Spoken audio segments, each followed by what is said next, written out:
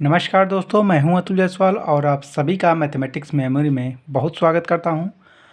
रोज़ की तरह आज फिर से मैं नए दिन के साथ इस सेशन की शुरुआत करना चाहता हूं और सवालों पर चर्चा करना चाहता हूं। तो सवालों के इस क्रम में आज हमने जो टॉपिक लिया है वो है एवरेज यानी कि औसत। जी हाँ दोस्तों, आज के सवाल पर हम जिस टॉपिक पर हम लोग चर्चा करने वाले हैं, जिस टॉपिक के सवालों को हम लोग आज उठाने वाले हैं, उनका बिंदु पॉइंट जो है वो केंद्र बिंदु औसत रहने वाला है। तो चलिए शुरुआत करते हैं और लेते हैं एवरेज का अपना पहला प्रश्न। तो पहला प्रश्न आप सबके सामने, एक महिला और उसकी पुत्री की औसत आयु 16 वर्ष है। उनकी आयु का अनुपात 7:1 है। तो महिला की आयु कितनी है? ठीक है, हमने सवालों को देखा और साथ ही साथ इस सवाल में एक बात आपने नोटिस करी होगी कि सवाल जो होते हैं कहीं ना कहीं एक दूसरे से रिलेटेड होते हैं। चैप्टर आपस में कहीं ना कहीं संबंधित होते हैं किसी न किसी बात पर। कहीं प्रतिशत संबंध रखता है लाभ हानि से, बट्टे से और एलिगेशन मिश्रण से। तो कहीं ना कहीं आप देख सकते हैं यहाँ पे इस क्वेश्चन में कि औसत ने जो औसत का संबंध है वो एज के रिलेशन में है। एज से संबंधित जो सवाल हैं उनसे भी रिलेट कर रहा है, क्योंकि महिला और उसकी पुत्री की औसत आयु 16 वर्ष है और उनकी आयु का अनुपात। अब देखिए यहाँ पर आयु की गणना अगर आप जो है क्वेश्चन जो एज रिलेटेड हैं उनको भी पढ़ लें तो मेरे ख्याल से कि दोनों का जो कंबाइंड है मिश्रण है वो इस क्वेश्चन में आप देख सकते हैं कि औसत और आयु संबंध का जो सवाल है वो मिक्सचर एक तरह से आप कह सकते हैं कि है। तो चलिए शुरुआत करते हैं इस क्वेश्चन की और हल करने की इसकी कोशिश करते हैं।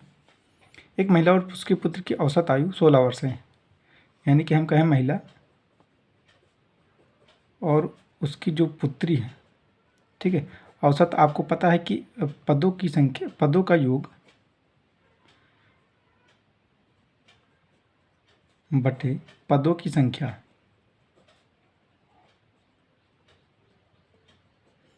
सामान्यतः ये औसत का जो फार्मूला है ये होता है, ठीक है। तो इसी का उपयोग करते हुए हम इनकी जो कुल आयु है उसको हम पहले निकालते हैं। महिला और पुत्री की जो औसत आयु मान लेते हैं, महिला की उम्र x है और जो पुत्री की उम्र है वो y है, ठीक है। अब कह रहा है कि औसत आयु जो है 16 वर्ष है, तो हम लोग 16 वर्ष औसत आयु लेते हैं, क्योंकि औसत बराबर होता है योग बटे संख्या। अब योग में हम क्या करेंगे, x प्लस वाई, ठीक है।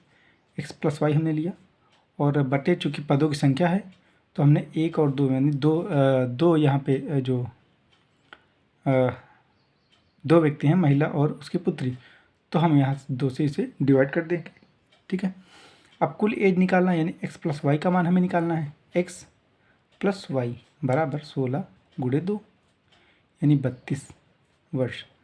लेकिन इसमें पुत्री और महिला है ना, महिला प्लस पुत्री दोनों की उम्र है इसमें, ठीक है। अब आगे बढ़ते हैं क्वेश्चन में कि उनकी आयु का अनुपात 7:1 है, यानी इसको अगर हम माने 7 और इसको 1, जो कुल उम्र है उसका जो 7वां हिस्सा है, मतलब उसके 8 खंडों में 7 खंड महिला के हैं, है ना, और 1 खंड पुत्री का है ना। अगर हम कुल उम्र अगर 32 के हम 8 टुकड़े करें, आप समझे बात पर यहाँ, ठीक है।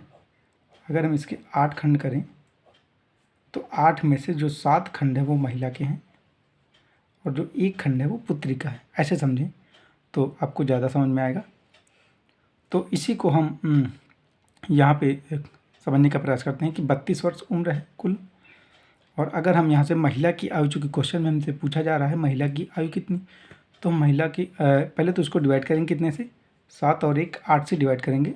अब चूँकि महिला की उम्र हमसे पूछा जा रहा है, पुत्री की उम्र से हमें कोई मतलब है नहीं, तो हम यहाँ पे महिला की आयु से गुणा कर देंगे, है ना। 8 8 चौको 32 और 7 का गुणा 4 से करेंगे, 7 चौके 28, तो 28 वर्ष यहाँ पे हमें जो महिला की उम्र है वो प्राप्त हो गई। तो आई होप आप सबको समझ में आ गया होगा। औसत से हमने पहले पदों का जो योग है उसको निकाला, यानी कुल उम्र को निकाला, और कुल उम्र से हमने जो महिला की आयु है उसकी गणना करी। तो आशा है कि आप लोग को समझ में आ गया होगा। तो बढ़ते हैं अपने नेक्स्ट क्वेश्चन पे, जो कि एवरेज का ही क्वेश्चन है। चूँकि एवरेज के क्वेश्चन पर ही हम आज चर्चा करने वाले हैं, तो एवरेज से संबंधित क्वेश्चन भी अगला होने वाला है। तो हमारा जो अगला क्वेश्चन है, 3 संख्याओं में पहली संख्या दूसरी की 2 गुनी और दूसरी संख्या तीसरी की 3 गुनी है। यदि उनका औसत 100 हो तो उनमें सबसे बड़ी संख्या होगी। आपके ऑप्शंस में आपको सबसे बड़ी संख्या को पहचानना है। तो शुरुआत करते हैं एक सवाल का पहले स्टेप से कि 3 संख्याएं हैं, ठीक है। पहली संख्या, दूसरी संख्या और तीसरी संख्या हमने माना, ठीक है। अब कह रहा है कि पहली संख्या दूसरी की 2 गुनी, यानी कि जो पहली संख्या है वो दूसरी संख्या जो होगी उसकी डबल होगी, ठीक है। और दूसरी संख्या यानी कि ये तीसरी संख्या से 3 गुनी होगी, यानी कि जो दूसरी संख्या है वो तीसरी से 3 गुनी होगी, है ना। तो सबसे पहले हम तीसरी संख्या को ही मानते हैं। हमने माना x तीसरी संख्या, और अब हम दूसरी संख्या को ज्ञात करते हैं। दूसरी संख्या तीसरी की 3 गुनी, यानी कि इसकी 3 गुनी, हम इसमें x में 3 से मल्टीप्लाई कर देंगे, ठीक है। और अब पहली संख्या पर आते हैं कि पहली संख्या दूसरी की 2 गुनी, यानी कि पहली जो संख्या है वो दूसरी 3x की 2 गुनी, यानी 3x में अगर हम लोग 2 से गुणा करेंगे तो वो हो जाएगा 6x, ठीक है। अब सबसे लास्ट में आते हैं कि कह रहा है कि तो उनमें सबसे बड़ी संख्या क्या होगी, ठीक है। आप देख सकते हैं कि इनमें सबसे बड़ी संख्या कौन सी होगी, देखने में आपको कौन सी लग रही है। तो आप कहेंगे जी 6x, ठीक है। 6x सबसे बड़ी संख्या है, तो हमें इसे फाइंड आउट करना है, ठीक है। अब आते हैं क्वेश्चन पर। यदि उनका औसत 100 हो, ठीक है, इन सभी का औसत जो है वो 100 के बराबर है, ठीक है। तो 100 के बराबर है तो हम लोग निकालते हैं इन तीनों का योग, क्योंकि वहीं से हमें x का मान आएगा और x के मान को हम इस बड़ी संख्या में रखेंगे और हमें एक्चुअल जो हमारा वैल्यू है, एक्चुअल जो अभीष्ट संख्या है वो हमें मिल जाने वाली है। तो एवरेज का हमें मतलब पता है कि औसत होता है पदों का योग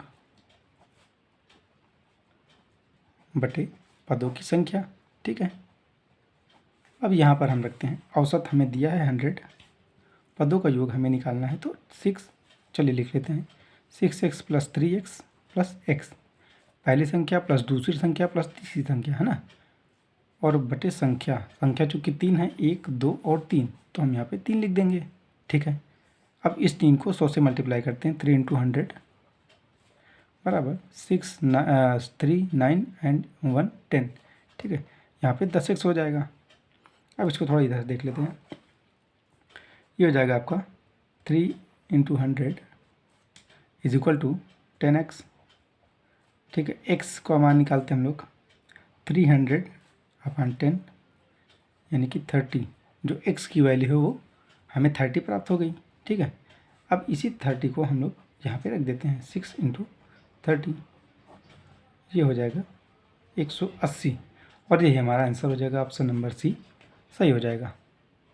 तो लेते हैं अपना अगला क्वेश्चन।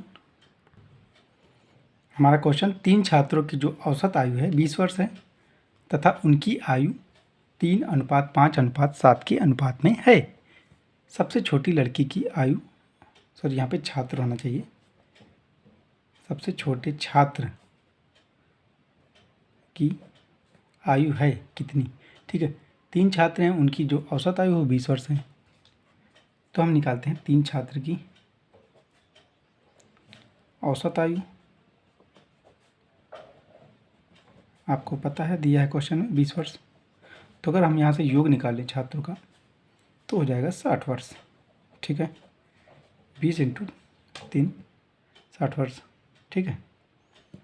अब आगे बढ़ते हैं, तथा उनकी आयु का अनुपात इतना है, ठीक है, यानी कि वो 3 छात्र हैं, 1 2 और 3, ठीक है। उनका जो अनुपात है 3 5 और 7 के अनुपात में। अगर हम इनका कुल निकालें, अभीष्ट योग निकालें, तो ये हो जाएगा x से मल्टीप्लाई करने पर 3x 5x और 7x, ठीक है। सबसे छोटे छात्र की जो आयु है वो हमें निकालनी है। आप देख सकते हैं इनमें सबसे छोटा ये 3x वाला छात्र है, पहला छात्र है, इसे हमें फाइंड आउट करना है। तो हम फिर से क्वेश्चन के जो स्टार्टिंग है वहाँ पे चलते हैं। छात्र की जो औसत आयु थी वो 20 वर्ष थी, हमने वहाँ से इसका योग निकाला। और अगर हम इन छात्रों को आपस में जोड़ें तो वो उस योग के बराबर आना चाहिए। ठीक है, 3x + 5x + 7x = 60। 7 5 12 और 3 15x बराबर 60। x बराबर 60/15, ये आ जाएगा 4। ठीक है, ये हमारा 4 प्राप्त हुआ, x की वैल्यू 4 प्राप्त हुई। अब यहीं पर हमें x की वैल्यू रखेंगे, 3 × 4 = 12, यानी सबसे छोटे छात्र की आयु वो 12 वर्ष हमें प्राप्त हो गई। ऑप्शन नंबर सी हमारा सही हो जाएगा। ठीक है, तो हमने यहाँ जो औसत था, औसत से हमने कुल योग निकाला। ठीक है, और उस योग के बराबर हमने एक एक छात्र की जो उम्र है उनको आपस में जोड़ करके कुल योग के बराबर किया, आप देख सकते हैं यहाँ पर। और वहाँ से हमने जो x की वैल्यू, x का मान है वो निकाला। उसके बाद उस x के मान को सबसे छोटे जो छात्र की आयु है उसके मान में रखा और हमने 12 प्राप्त किया। ये आंसर हमें प्राप्त हुआ। तो 12 वर्ष उस छात्र की आयु हमें प्राप्त हुई। तो बढ़ते हैं अपने नेक्स्ट क्वेश्चन पे। तो अगला क्वेश्चन हमारा है 5 संख्याओं का औसत 27 है। यदि उनमें से एक संख्या निकाल दी जाए तो औसत 25 हो जाता है। निकाली गई संख्या है। ठीक है, तो आपके पास 5 संख्याएं हैं, उनका औसत आपको दिया गया है 27। एक संख्या को उसमें से निकाल दिया जाता है और औसत जो है घट के 25 हो जाता है। तो हमसे ये पूछा जा रहा है कि निकाली गई संख्या है उसका जो मान है वो क्या है। ठीक है, तो अगर आपको मैं सिंपल वे में बताना चाहूँ तो सबसे पहले हम मानते हैं कि 5 संख्याएँ। ठीक है, 5 संख्याओं को हम मान लेते हैं बिल्कुल ईजी वे में। अगर मैं आपको बताऊँ तो हम मान लेते हैं x1, x2, x3, x4 और x5, ये 5 संख्या हमने मान ली। ठीक है, अब हम आते हैं अपने औसत वाले फार्मूले पर। ये हमसे कहता है कि औसत बराबर होता है पदों का योग बटे संख्या। ठीक है, कुल संख्या। अब हमें यहाँ से प्राप्त है कि संख्या भी हमें, संख्याओं की जो संख्या है वो 5 है। तो हम यहाँ पे उन सब का मान रखते हैं, चूँकि औसत हमें 27 दिया गया है। तो 27 बराबर x1, x2, x3, x4 plus x5। ठीक है, और संख्याओं की जो संख्या है, मतलब क्योंकि 5 संख्याएँ दी जा रही हैं तो हमें यहाँ पे 5 लिखना होगा। और अब हम इन सब का योग निकाल लेते हैं। इसे निकालने के लिए हम इस जो संख्या है उसको मल्टीप्लाई करना पड़ेगा औसत से। ठीक है, तो हम डायरेक्ट भी कर सकते थे, लेकिन मैंने आपको बिल्कुल ईजी वे में बताने के लिए इस स्टेप से स्टार्टिंग किया है। ये हुआ 5x, 27 × 5, ये आ जाएगा आपका 135। 5 7 35, 5 दूनी 10, 3 13। ठीक है, यहाँ तक बात समझ में आती है। अब कहा जा रहा है कि यदि संख्या को निकाल दी जाए, एक संख्या को निकाला जाए। अब इन 5 संख्याओं में से आप किसी एक को निकाल सकते हैं, कोई पाबंदी नहीं है आप पर कि आपको x5 ही निकालना है कि x4 ही निकालना है, कुछ भी आप निकाल सकते हैं। ठीक है, मतलब मैं यहाँ बता रहा हूँ आपको कि एक पर्टिकुलर नंबर ही निकाला गया होगा, लेकिन आप चूँकि अभी नंबर मालूम नहीं तो कोई भी संख्या कुछ भी हो सकती है, इसलिए मैं आपको यहाँ से बताना चाहता हूँ कि यहाँ से आप कुछ भी निकाल सकते हैं। तो हमने माना कि x2 हमने निकाला संख्या। ठीक है, अब x2 हमने जब निकाला तो x1, x3 और x4, x5 बचे। ठीक है,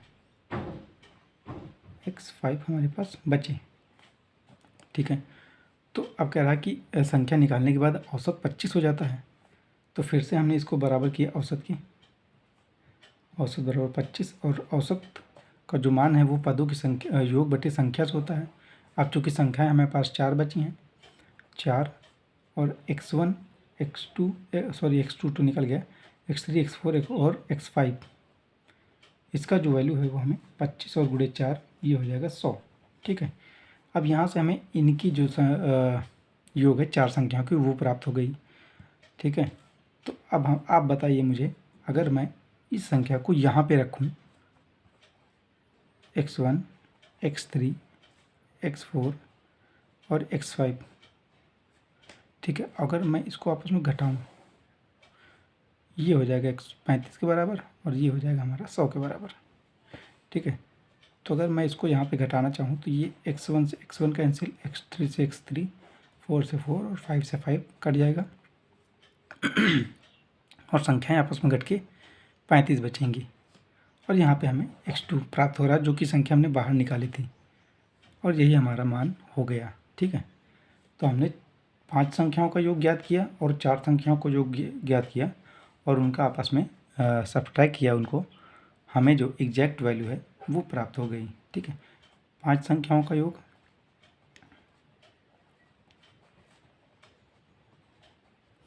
माइनस 4 संख्याओं का योग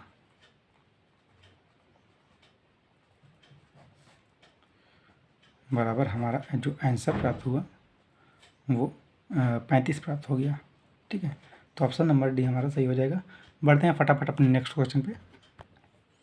हमारा नेक्स्ट क्वेश्चन है 40 व्यक्तियों की औसत आय 4200 रुपये है तथा अन्य 35 व्यक्तियों की औसत आय 40 मतलब 4000 रुपये है। ठीक है, पूरे समूह की औसत आय कितनी है। ठीक है, तो आपको यहाँ पर दो समूह दिख रहे होंगे, 40 व्यक्तियों का और 35 व्यक्तियों का। उनकी औसत आय अलग अलग दी गई है और हमें पूछा जा रहा है कि जो जो कंबाइंड औसत है, पूरे समूह का औसत है, दोनों समूह का जो औसत है वो कितना होगा। ठीक है, आपको पता है कि औसत निकालने के लिए हमें दो चीज़ों की आवश्यकता होती है, एक तो योग, कुल योग और बटे संख्या। तो संख्या तो बड़े आराम से हम यहाँ पे निकाल सकते हैं, 40 और 35 75 है ना। 75 तो हमें आराम से यहाँ प्राप्त हो जाएगा। लेकिन अब चूँकि योग दो समूह का योग हमें निकालना है और योग हमें पता नहीं, तो हम यहाँ से अलग अलग संख्याओं का योग निकालेंगे, अलग अलग व्यक्तियों का, 40 व्यक्तियों का योग निकालेंगे और उसके बाद 35 व्यक्तियों का योग निकालेंगे और ये जो योग है वो दो टुकड़ों में हमें प्राप्त होगा, एक पहले समूह का योग और एक दूसरे समूह का योग। दोनों को जोड़ करके कुल संख्या यानी 40 और 35 के योग से हम इसे डिवाइड करने वाले हैं। उसके बाद ही हमें औसत यानी कि पूरे समूह का औसत प्राप्त होने वाला है। तो चलिए शुरुआत करते हैं पहले समूह से। 40 व्यक्तियों का जो एवरेज है वो 4200 रुपये है। एवरेज जो औसत आय है वो 4200 रुपये है और यहाँ से हम लोग योग निकालते हैं। तो योग होगा, चूँकि यहाँ पे औसत, अगर हम लोग योग निकालना चाहें तो औसत और संख्या को आपस में मल्टीप्लाई करना होगा। 4200 गुणे 40 ये हो जाएगा 4 दूनी 8 और 4 चौके 16। ठीक है, ये 16,000 1,68,000 रुपये हो जाएगा 40 व्यक्तियों के जो कुल योग है। ठीक है, अब यहाँ से हम लोग चर्चा करते हैं दूसरे समूह की। इसी प्रकार अगर हम लोग दूसरे समूह यानी 35 व्यक्तियों की कुल आय को निकालें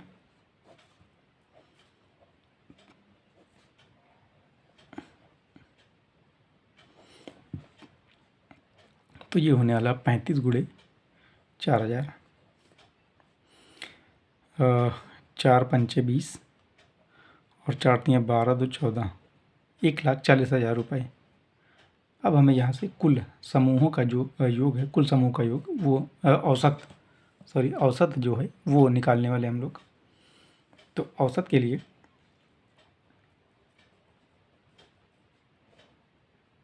पूरे समूह का औसत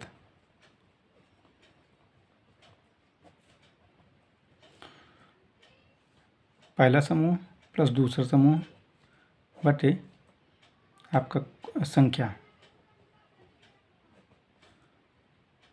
ठीक है, तो ये 1,68,000 प्लस 1,40,000 बटे कुल योग हमने निकाला 75, 40 और 35 75 डिवाइड कर दिया हमने। इसको जोड़ेंगे, ये हो जाएगा 3 जीरो और 8 और 0 8, 6 और 4 10 और 1 और 1 2, 1 3 डिवाइड करेंगे 75 से, काटते हैं इसको, 5 से काटते हैं या हम लोग 25 से काटते हैं, 25 तियाँ 75, 25 से कम 25 और 25 दूनी 50 8, 25 तियाँ 75, 50 25 दूना 50, ठीक है। अब देखते हैं कि 3 से डिवाइड होता है कि नहीं। 2 3 5 2 7 1 8, ये तो 3 से डिवाइड होने वाला है नहीं, तो इसे हम लोग सिंपली 3 से डिवाइड करते हैं ताकि ये आपको जो समझ में आ जाए। तो ये 12,320 रुपये को हमने डिवाइड किया 3 से, ठीक है। 3 चौके 12, अगली संख्या हमने उतारा 3 एक कम 3, ये भी कट गया। अगली संख्या को हमने उतारा, चूँकि ये 2 3 से डिवाइड होने वाला नहीं है तो हमने 0 को बढ़ाया और यहाँ पे अगली संख्या उतारा, 3 छंगे 18, ये हमारा शेष 2 आया।